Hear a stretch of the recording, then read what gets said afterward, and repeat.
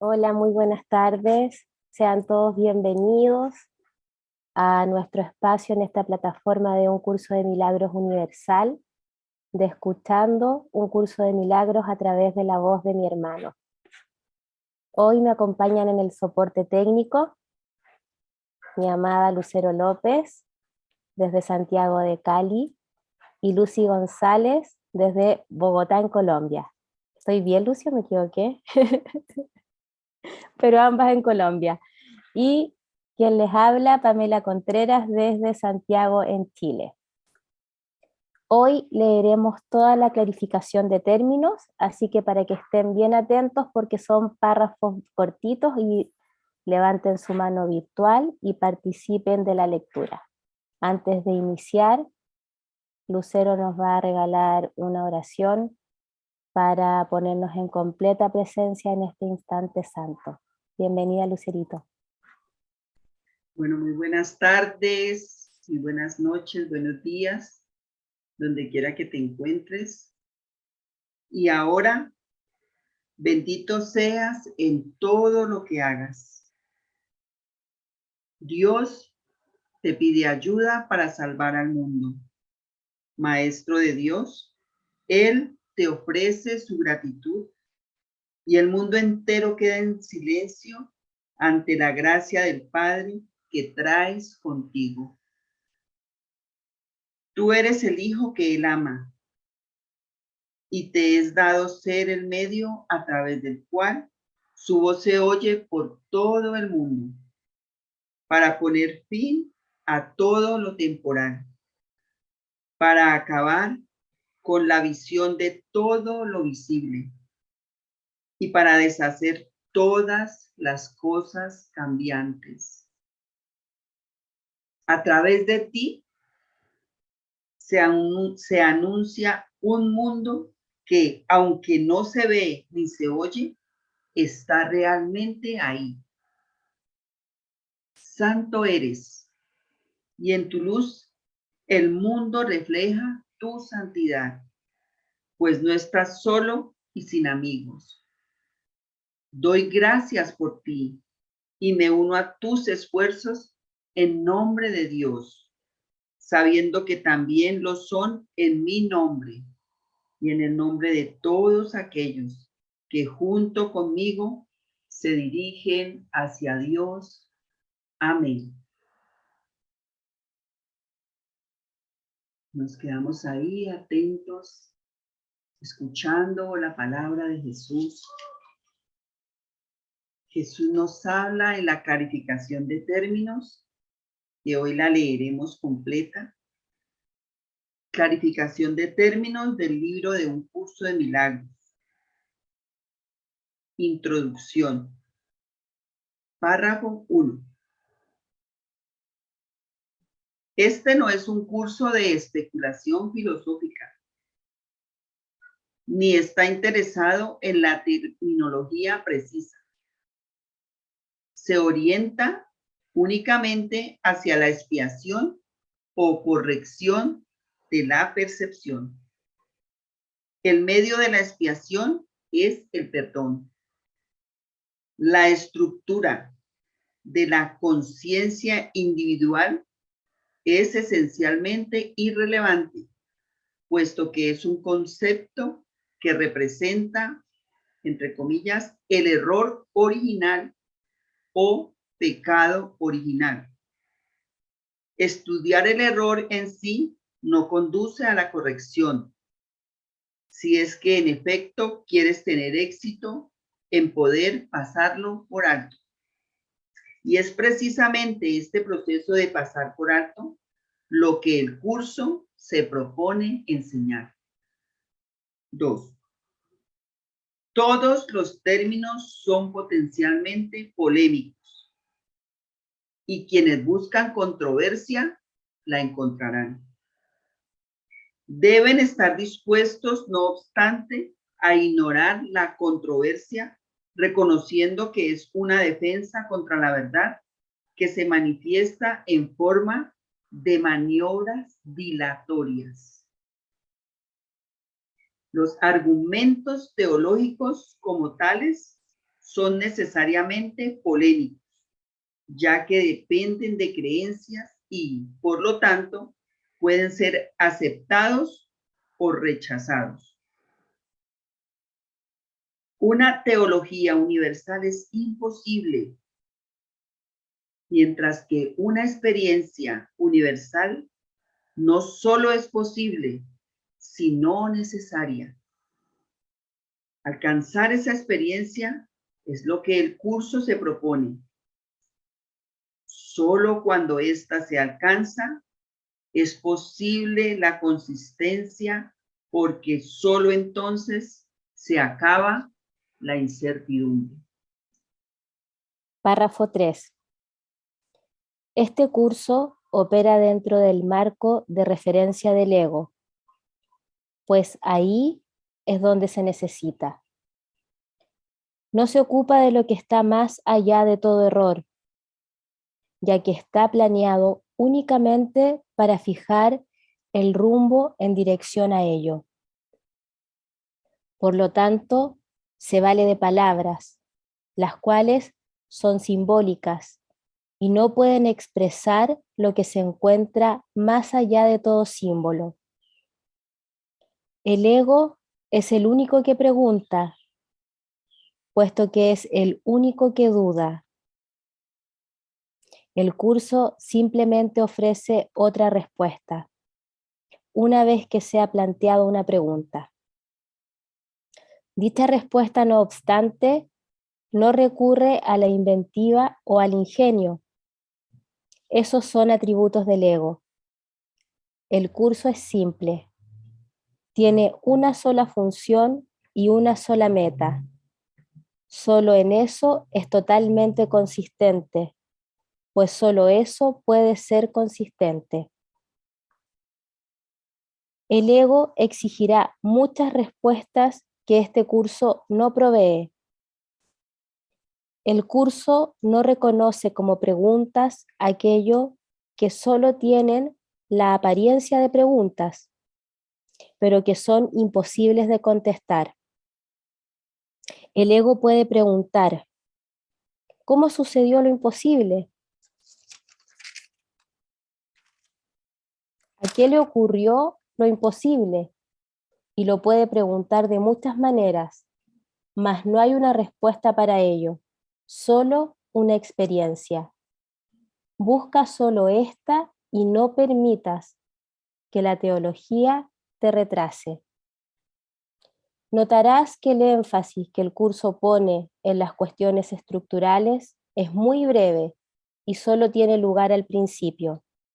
Sin embargo, muy pronto desaparece para dar paso a la enseñanza central. Sin embargo, puesto que has pedido aclaraciones, a continuación se ofrecen unas cuantas para algunos de los términos empleados. Mente, espíritu. Párrafo 1. El término mente se utiliza para representar el principio activo del espíritu, el cual se suministra a este su energía creativa. Cuando el término va con mayúscula se refiere a Dios o a Cristo, es decir, a la mente de Dios o la mente de Cristo. El espíritu es el pensamiento de Dios que Él creó semejante a sí mismo. El espíritu unificado es el único Hijo de Dios o Cristo. Párrafo 2. En este mundo, puesto que la mente está dividida, los hijos de Dios parecen estar separados. Sus mentes asimismo no parecen estar unidas. En ese estado ilusorio, el concepto de una mente individual parece tener sentido. En el curso, por lo tanto, se describe a la mente como si consistiera de dos partes, el espíritu y el ego. Párrafo 3. El espíritu es la parte que aún se mantiene en contacto con Dios a través del Espíritu Santo, quien aunque mora en esa parte, también ve la otra. No se usa el término alma, excepto en citas directas de la Biblia, por ser un término sumamente polémico. En cualquier caso, sería un equivalente de espíritu, entendiéndose que al formar parte del ámbito de Dios es eterna y nunca nació. Párrafo 4. La otra parte de la mente es completamente ilusoria y solo teje ilusiones. El espíritu conserva su potencial creador, pero su voluntad, que es la de Dios, parecerá estar cautiva mientras la mente no esté unificada. La creación continúa imperturbable, porque esa es la voluntad de Dios. Dicha voluntad está siempre unificada. Por lo tanto, no tiene significado en este mundo. No tiene grados ni opuestos. La mente puede gozar de rectitud o estar errada, dependiendo de la voz que escuche. La mentalidad recta escucha al Espíritu Santo. Perdona el mundo de su lugar del mundo real a través de la visión de Cristo. Esta es la visión final, la última perfección, la condición en la que Dios mismo da el paso final. Ahí, al tiempo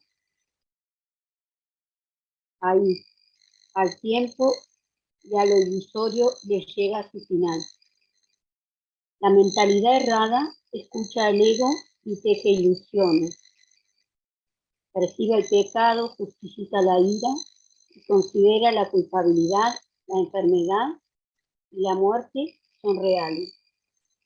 Tanto este mundo como el mundo real son ilusorios, pues la mentalidad recta simplemente pasa por alto o perdona lo que nunca ocurrió. Por lo tanto, la mentalidad recta no es la mentalidad uno. Por lo tanto, la mentalidad recta no es la mentalidad uno de la mente de Cristo, cuya voluntad es una con la de Dios. 7. La única libertad que aún nos queda en este mundo es la libertad de elegir, y la elección es siempre entre dos alternativas o dos voces. La voluntad no está involucrada en la percepción a ningún nivel y no tiene nada que ver con el proceso de elegir. La conciencia es el mecanismo receptor y recibe mensajes tanto del plano superior como del inferior, del Espíritu Santo o del ego. La conciencia tiene niveles y puede cambiar drásticamente de uno a otro, pero no puede trascender el dominio de lo perceptual. En su nivel más elevado, se vuelve consciente del mundo real y puede ser entrenada para que lo haga cada vez más. Sin embargo, el hecho mismo de que tenga niveles y de que pueda ser entrenada demuestra que no puede alcanzar el conocimiento. 2. El ego, el milagro. Las ilusiones no perdurarán.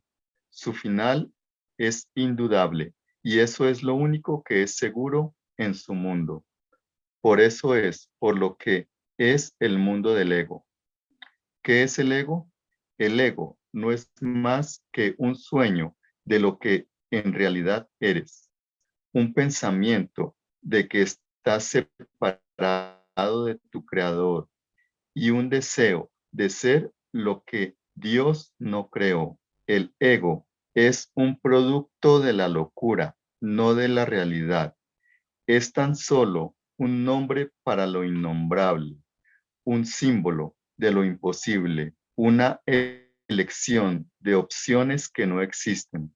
Le damos un nombre solo para que nos ayude a entender que no es más que un pensamiento ancestral, según el cual aquello que se ha inventado es inmortal. Más, ¿qué podría proceder de ello excepto un sueño que, al igual que todos los demás sueños, tan solo puede terminar en la muerte? 2. ¿Qué es el ego? El ego no es nada, pero se manifiesta de tal forma que parece ser algo. En un mundo de formas no se puede negar al ego, pues solo él parece real. Mas, ¿podría el Hijo de Dios, tal como su Padre lo creó, morar en una forma o en un mundo de formas? Si alguien te pide que definas al ego y expliques cómo se originó, es porque cree que el ego es real e intenta, por definición, asegurarse de que su naturaleza ilusiva quede oculta tras las palabras que parecen otorgarle realidad. 3. Ninguna definición que se haya hecho de una mentira puede hacer que ésta sea verdad, ni tampoco puede haber una verdad que las mentiras puedan realmente ocultar. La irrealidad del ego no se niega con palabras, ni su significado se vuelve claro por el hecho de que su naturaleza parezca tener una forma. ¿Quién puede definir lo indefinible? Sin embargo, incluso para esto hay una respuesta. Párrafo 4. No podemos formular realmente una definición de lo que es el ego, pero sí podemos decir lo que no es. Y esto lo podemos ver con perfecta claridad. Basándonos en eso, podemos deducir lo que es. Observa su opuesto y verás la única respuesta que tiene sentido. 5. Al opuesto al ego, desde cualquier punto de vista, origen, efectos y consecuencias, le llamamos milagro. En él encontramos todo lo que no tiene que ver con el ego en este mundo. El milagro es lo opuesto al ego y solo en él podemos observar lo que era el ego, pues en él vemos lo que éste aparentemente hacía y la causa y los efectos no pueden sino seguir siendo una misma cosa. 6. Donde antes había oscuridad, ahora vemos luz. ¿Qué es el ego? Lo que antes era la oscuridad. ¿Dónde está el ego? Donde antes estaba la oscuridad. ¿Qué es ahora y dónde puede encontrársele? No es nada y no se le puede encontrar en ninguna parte. Ahora la luz ha llegado y su opuesto se ha ido sin dejar ningún rastro. Donde antes había maldad, ahora hay santidad. ¿Qué es el ego? Lo que antes era la maldad. ¿Dónde está el ego? En una pesadilla que solo parecía ser real mientras la estabas soñando. Donde antes había crucifixión, ahora está el Hijo de Dios. ¿Qué es el ego? ¿Quién tiene necesidad de preguntar? ¿Dónde está el ego? ¿Quién necesita ir en busca de ilusiones ahora que los sueños han desaparecido? 7. ¿Qué es un milagro? Un milagro es un sueño también, pero si observas todos los aspectos de ese sueño, jamás volverás a dudar. Observa el bondadoso mundo que se extiende ante ti mientras caminas envuelto en mansedumbre. Observa a los ayudantes que encuentras a lo largo del camino que recorres, felices ante la certeza del cielo y la garantía de paz. Y observa también por un instante lo que por fin dejaste atrás y finalmente pasaste de largo. 7. ¿Qué es un milagro? Esto es lo que era el ego, el odio cruel, la necesidad de venganza y los gritos de dolor, el miedo a la muerte y el deseo de matar, la ilusión de no tener hermanos y el yo que parecía estar solo en el universo. El milagro corrige este terrible error con respecto a ti mismo con la misma dulzura con la que una madre amorosa adormece con su canto a su criatura. ¿No preferirías escuchar un canto así? ¿No contestaría ese canto todo lo que pensabas preguntar? haciendo incluso que cualquier pregunta no tenga sentido? 9. Tus preguntas no tienen respuesta, ya que han sido planteadas para acallar la voz de Dios, la cual nos hace a todos una sola pregunta. ¿Estás listo ya para ayudarme a salvar el mundo? Pregunta esto en vez de preguntar qué es el ego y verás un súbito resplandor envolver al mundo que el ego fabricó. Ahora no se le niega a nadie ningún milagro. El mundo se ha salvado de todo lo que tú pensabas que era, y lo que es ha sido siempre absolutamente puro y jamás ha sido condenado. 10. El milagro perdona, el ego condena. No se necesita ninguna otra definición para ninguno de ellos excepto esta. Mas, ¿qué definición podría ser más cierta o estar más a tono con lo que es la salvación?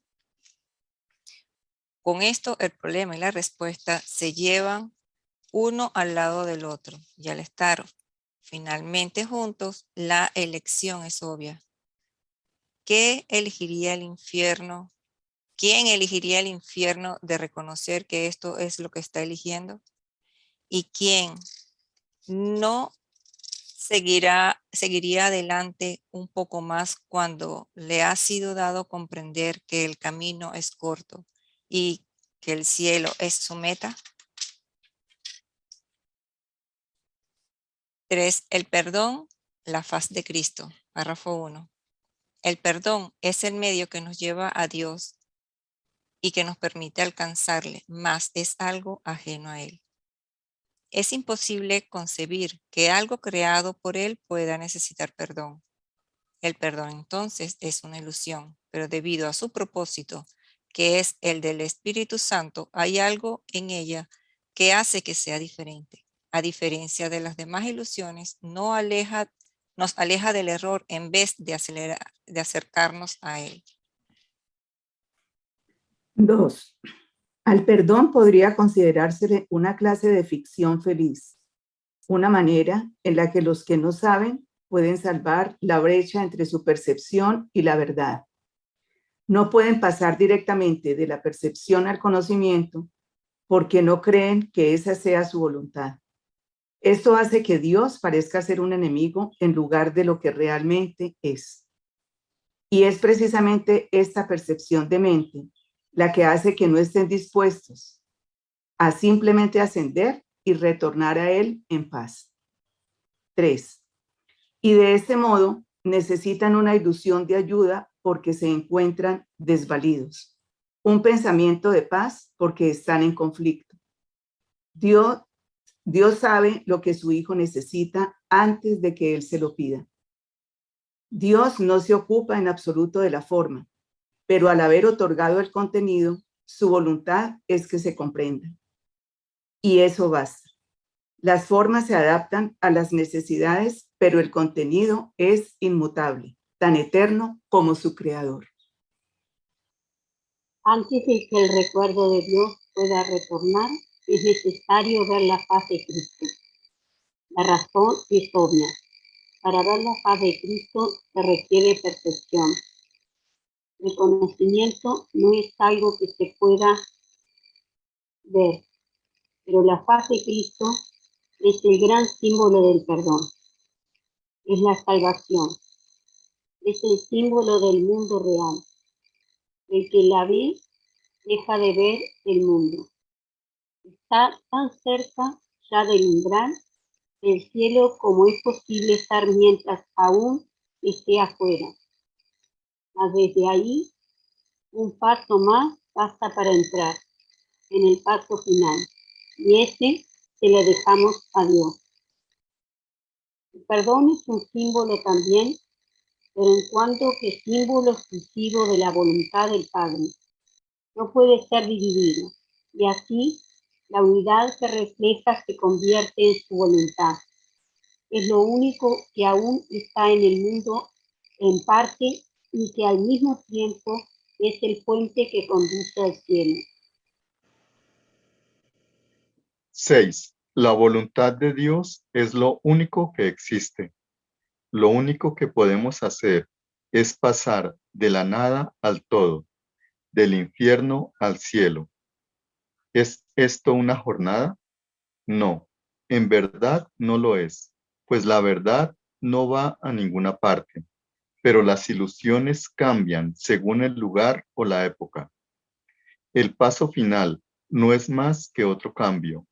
Por ser una percepción, es en parte irreal.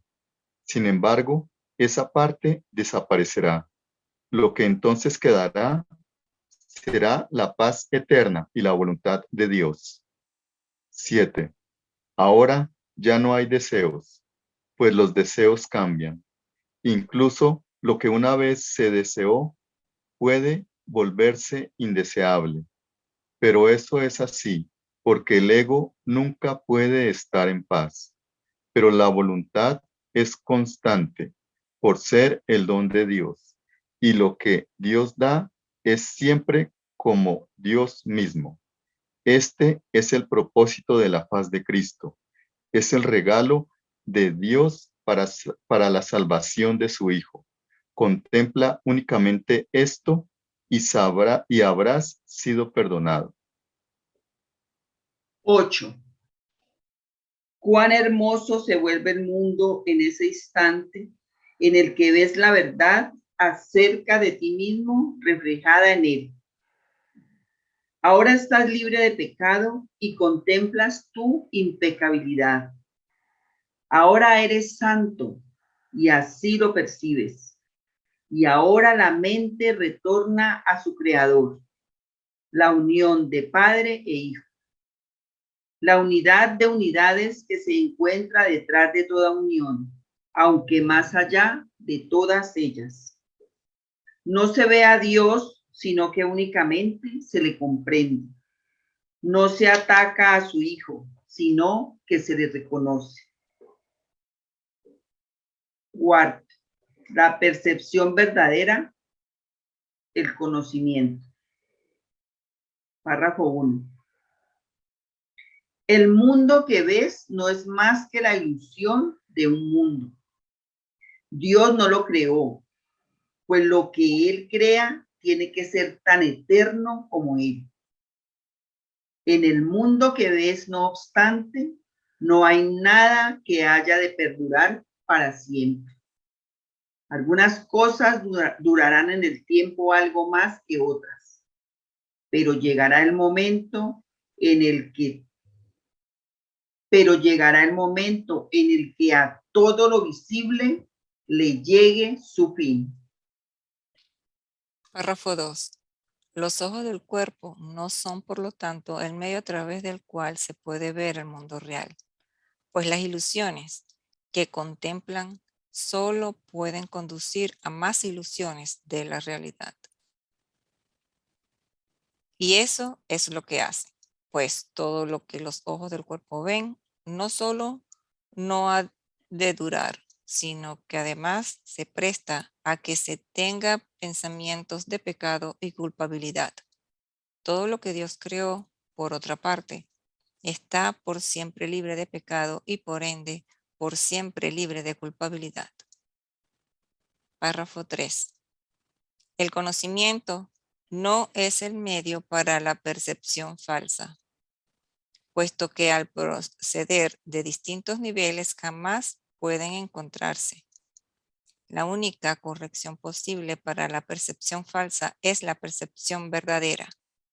Esta no perdurará, pero mientras dure, su propósito será sanar. La percepción verdadera es un remedio que se conoce por muchos nombres. El perdón, la salvación, la expiación y la percepción verdadera son todos una misma cosa. Son el comienzo de un proceso cuyo fin es conducir a la unicidad, que los trasciende a todos. La percepción verdadera es el medio por el que se salva al mundo de las garras del pecado, pues el pecado no existe. Y esto es lo que la percepción verdadera ve. 4. El mundo se yergue como un sólido muro ante la faz de Cristo, pero la percepción verdadera lo ve solo como un frágil velo, tan fácil de descorrer que no podría durar más de un instante. Por fin se ve el mundo tal como es, y ahora no puede sino desaparecer, pues en su lugar ha quedado un espacio vacío que ha sido despejado y preparado.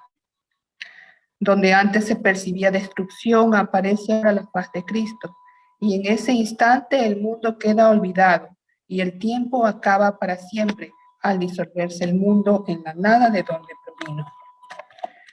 5. Un mundo perdonado no puede durar mucho. Era la morada de los cuerpos, pero el perdón mira más allá de ellos. En eso radica su santidad, así es como sana. El mundo de los cuerpos es el mundo del pecado, pues solo si el cuerpo existiese sería posible el pecado. El pecado acarrea culpabilidad, tan irremediablemente como el perdón acaba con ella. Y una vez que ha desaparecido todo rastro de culpabilidad, ¿qué queda que pueda seguir manteniendo al mundo separado y fijo en su lugar? Pues la idea de lugar ha desaparecido también, junto con el tiempo.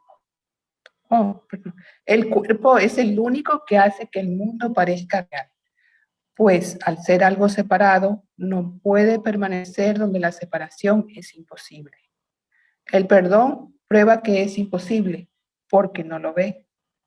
Y lo que entonces pasas por alto deja de ser comprensible para ti, tal como una vez estabas seguro de su existencia. 6. Este es el cambio que brinda la percepción verdadera. Lo que antes se había proyectado afuera, ahora se ve dentro. Y ahí el perdón deja que desaparezca. Ahí se establece el altar al Hijo y ahí se recuerda a su Padre. Ahí se llevan todas las ilusiones ante la verdad y se depositan ante el altar.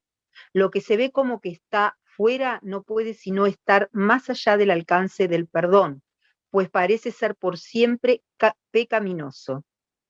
¿Qué esperanza puede haber mientras se siga viendo el pecado como algo externo? ¿Qué remedio puede haber para la culpabilidad?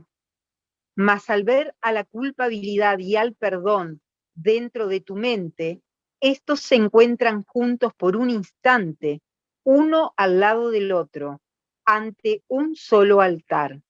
Ahí, por fin, la enfermedad y su único remedio se unen en un destello de luz sanadora. Dios ha venido a reclamar lo que es suyo. El perdón se ha consumado. 7. Y ahora el conocimiento de Dios, inmutable, absoluto, puro y completamente comprensible, entra en su reino. Ya no hay percepción, ni falsa ni verdadera. Ya no hay perdón, pues su tarea ha finalizado. Ya no hay cuerpos, pues han desaparecido ante la deslumbrante luz del altar del Hijo de Dios. Dios sabe que ese altar es suyo, así como de su Hijo. Y ahí se unen, pues ahí el resplandor de la faz de Cristo ha hecho desaparecer el último instante de tiempo. Y ahora la última percepción del mundo no tiene propósito ni causa. Pues ahí donde el recuerdo de Dios ha llegado finalmente, no hay jornada ni creencia en el pecado, ni paredes ni cuerpos, y la sombría atracción de la culpabilidad y de la muerte se extingue para siempre. 8. Oh, hermanos míos, si tan solo supierais cuánta paz os envolverá y os mantendrá a salvo, puros y amados en la mente de Dios, no haríais más que apresuraros a encontraros con Él en su altar. Santificado sea vuestro nombre y el suyo, pues se unen ahí, en ese santo lugar. Ahí Él se inclina para elevaros hasta Él, liberándoos de las ilusiones para llevaros a la santidad, liberándoos del mundo para conduciros a la eternidad, liberándoos de todo temor y devolviéndoos al amor. 5. Jesús Cristo. No necesitas ayuda para entrar en el cielo, ya que jamás te ausentaste de él, pero sí necesitas de una ayuda que proceda de más allá de ti, pues te encuentras limitado por falsas creencias con respecto a tu identidad, la cual Dios estableció en la realidad. Los ayudantes que se te proveen varían de forma, aunque ante el altar son uno solo. Más allá de cada uno de ellos se encuentra un pensamiento de Dios, y esto jamás ha de cambiar. Pero sus nombres difieren por un tiempo, puesto que el tiempo necesita símbolos, siendo de por sí irreal. Sus nombres son legión, pero no nos extenderemos más allá de los nombres que el curso en sí emplea. Dios no provee ayuda, pues no sabe de necesidades.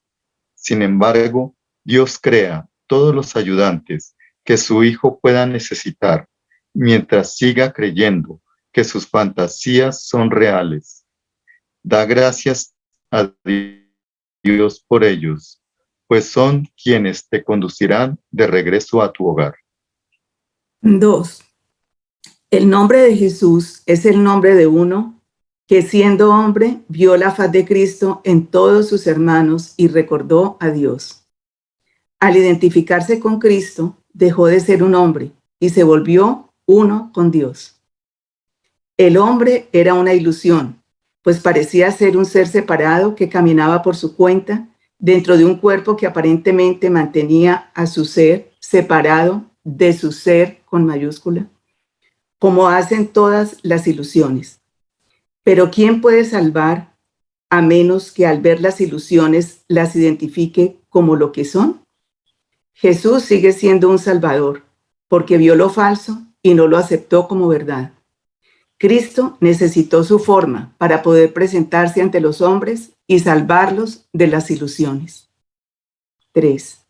En su completa identificación con el Cristo, el perfecto Hijo de Dios, su única creación y su felicidad, por siempre como Él y uno con Él, Jesús se convirtió en lo que todos vosotros no podéis sino ser. Mostró el camino para que lo siguieras. Te conduce de regreso a Dios porque vio el camino ante sí y lo siguió. Jesús hizo una clara distinción, todavía velada para ti, entre lo falso y lo verdadero.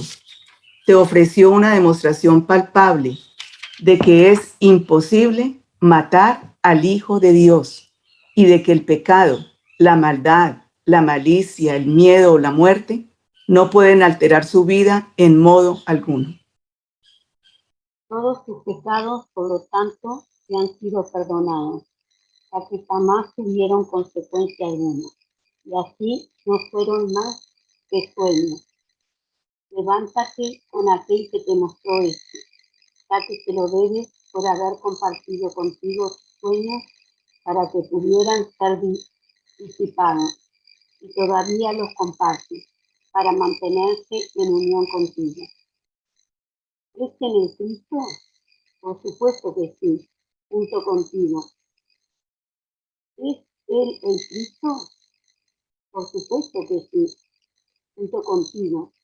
Tu vida en la tierra no fue lo suficientemente larga como para poder enseñar la poderosa lección que aprendió por todos vosotros, mas Él permanecerá contigo para conducirte desde el infierno que tú hiciste hasta Dios.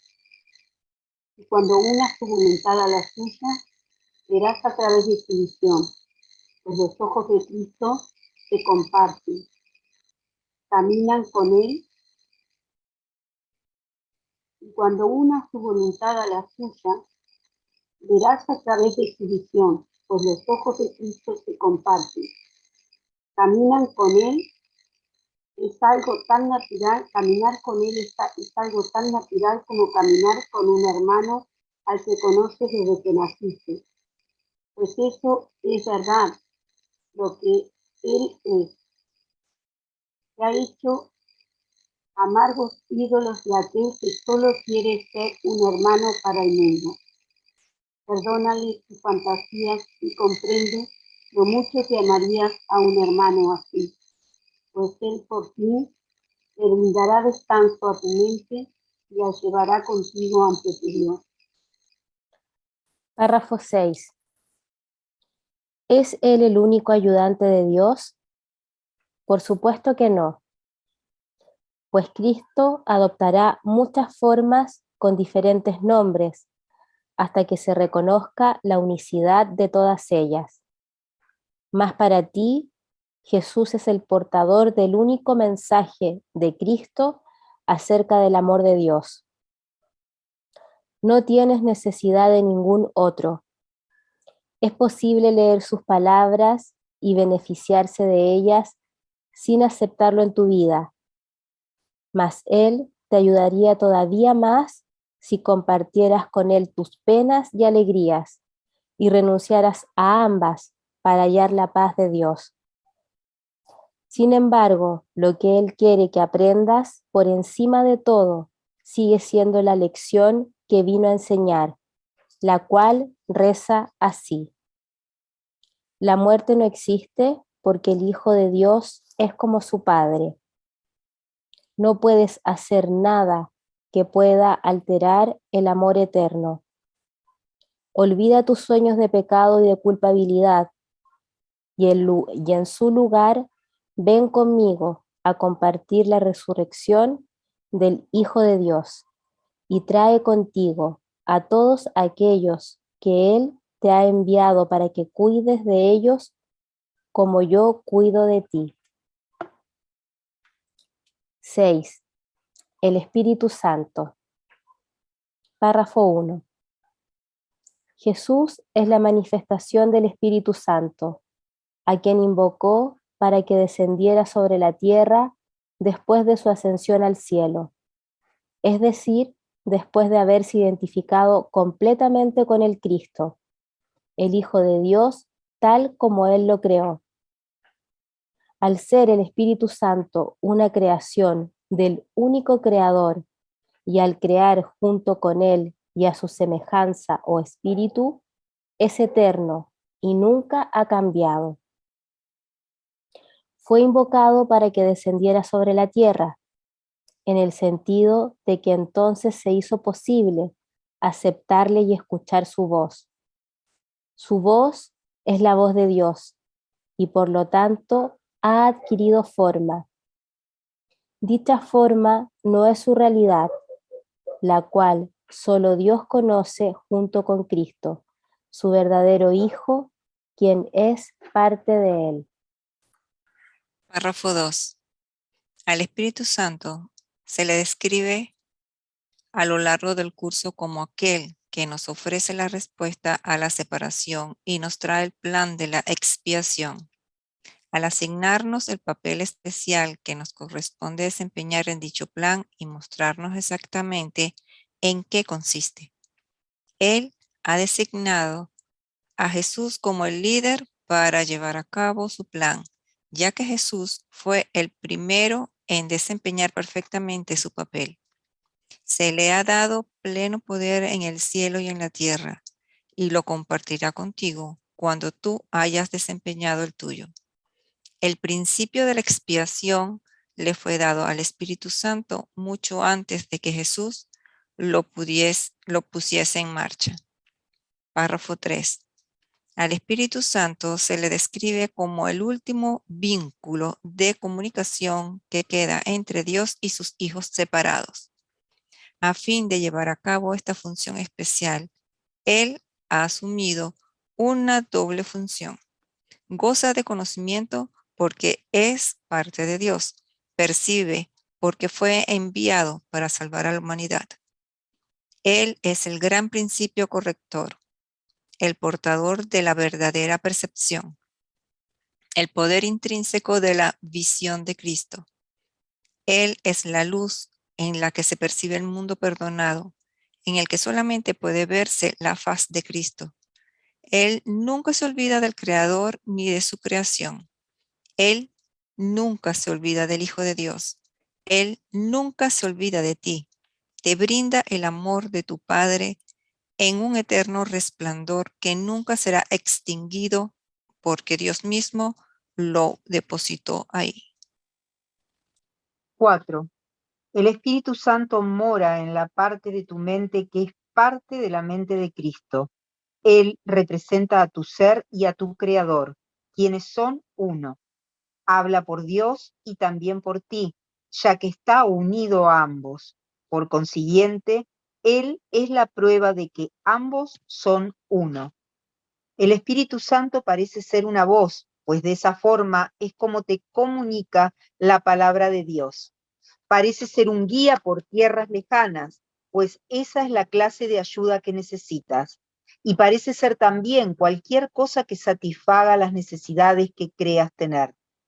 Pero Él no se engaña.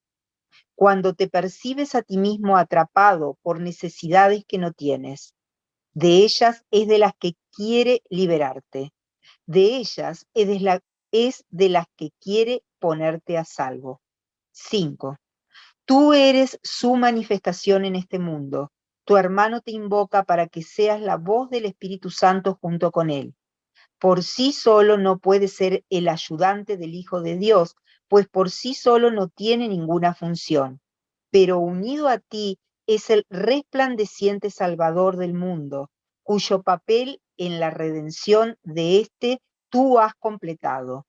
Él os da las gracias a ti y a tu hermano, pues os elevasteis con él cuando empezó a salvar al mundo. Y estaréis con él cuando el tiempo haya cesado y ya no quede ni rastro de los sueños de rencor en los que bailabais al compás de la exangüe música de la muerte. Pues en su lugar se oirá el himno a Dios por unos momentos más, y luego ya no se oirá más la voz, ya que no volverá a adoptar ninguna forma, sino que retornará a la eterna amorfía de Dios. Epílogo. No olvides que una vez que esta jornada ha comenzado, el final es seguro. Las dudas te asaltarán una y otra vez a lo largo del camino y luego se aplacarán solo para volver a surgir. El final, no obstante, es indudable. Nadie puede dejar de hacer lo que Dios le ha encomendado que haga. Cuando te olvides de esto, recuerda que caminas a su lado, con su palabra impresa en tu corazón. ¿Quién puede desalentarse teniendo una esperanza como esta? Ilusiones de abatimiento parecerán asaltarte, pero aprende a no dejarte engañar por ellas. Detrás de cada ilusión está la realidad y está Dios. ¿Por qué ibas a seguir esperando por esto y sustituirlo por ilusiones cuando su amor se encuentra tan solo un instante más allá en el camino donde todas ellas acaban? El final es indudable y está garantizado por Dios. ¿Quién se detendría ante una imagen inerte cuando con un paso más, el más santo de todos los santos abre una puerta inmemorial que conduce más allá del mundo? 2. Tú eres un extraño aquí, pero le perteneces a aquel que te ama como él se ama a sí mismo. Solo con que me pidas que te ayude a hacer rodar la piedra, ello se hará conforme a su voluntad. Nuestra jornada ya ha comenzado. Hace mucho tiempo que el final se escribió en las estrellas y se plasmó en los cielos con un rayo de luz brillante que lo ha mantenido a salvo en la eternidad y a lo largo del tiempo, y que aún lo conserva inalterado, imperturbable e inmutable. 3. No tengas miedo. No hemos hecho más que reanudar una vieja jornada que comenzamos hace mucho tiempo, pero que aparenta ser nueva. Hemos reanudado nuestra jornada por la misma senda que estábamos recorriendo antes y en la que por un tiempo nos perdimos. Y ahora intentamos recorrerla de nuevo. Nuestro nuevo comienzo posee la certeza que le había faltado a la jornada hasta ahora. Levanta la mirada y contempla su palabra entre las estrellas, donde Él ha escrito tu nombre junto con el suyo. Levanta la mirada y halla tu infalible destino que el mundo quiere ocultar, pero que Dios quiere que veas. Esperemos aquí, 4. Esperemos aquí en silencio y arrodillémonos un instante en agradecimiento hacia aquel que nos llamó y nos ayudó a oír su llamada. Y luego levantémonos y recorramos con fe el camino que nos conduce a Él. Ahora estamos seguros de que no caminamos solos, pues Dios está aquí y con Él todos nuestros hermanos. Ahora sabemos que jamás volveremos a extraviarnos. El canto que solo se había interrumpido por un instante se vuelve a oír, si bien parece como si nunca antes se hubiese entonado. Lo que aquí ha empezado ganará fuerza, vida y esperanza, hasta que el mundo se detenga por un instante y olvide todo lo que el sueño de pecado hizo de él. Salgamos al encuentro de este mundo recién nacido, sabiendo que Cristo ha renacido en él y que la bendición de su renacimiento perdurará para siempre. Habíamos perdido el rumbo, pero Él lo ha encontrado por nosotros. Démosles la bienvenida a aquel que regresa a nosotros para celebrar la salvación y el fin de todo lo que creíamos haber hecho. El lucero del alba de este nuevo día contempla un mundo diferente en el que se le da la bienvenida a Dios y a su Hijo junto con Él. Nosotros, que lo completamos, le damos las gracias, tal como Él nos las da a nosotros. El Hijo reposa y en la quietud que Dios le dio, entra en su hogar y por fin está en paz. Amén. Esta lección me la dio Jesús para nosotros ahora. Dice, lección 3:13. Que venga a mí ahora una nueva percepción. Padre, hay una visión que ve todas las cosas sin mancha alguna de pecado, lo cual indica que el miedo ha desaparecido y que en su lugar se ha invitado al amor. Y este vendrá donde quiera que se invite. Esta visión es tu regalo. Los ojos de Cristo contemplan un mundo perdonado. Ante su vista, todos los pecados del mundo quedan perdonados, pues Él no ve pecado alguno en nada de lo que contempla. Permite que su verdadera percepción venga a mí ahora, para poder despertarme del sueño de pecado y ver mi impecabilidad en mi interior, la cual tú has conservado completamente inmaculada en el altar de tu Santo Hijo, el ser con quien quiero identificarme. Contemplémonos hoy los unos a los otros con los ojos del Cristo. ¡Qué bellos somos! ¡Cuán santos y amorosos! Hermano, ven y únete a mí hoy. Salvamos al mundo cuando nos unimos, pues en nuestra visión el mundo se vuelve tan santo como la luz que mora en nosotros. Amén.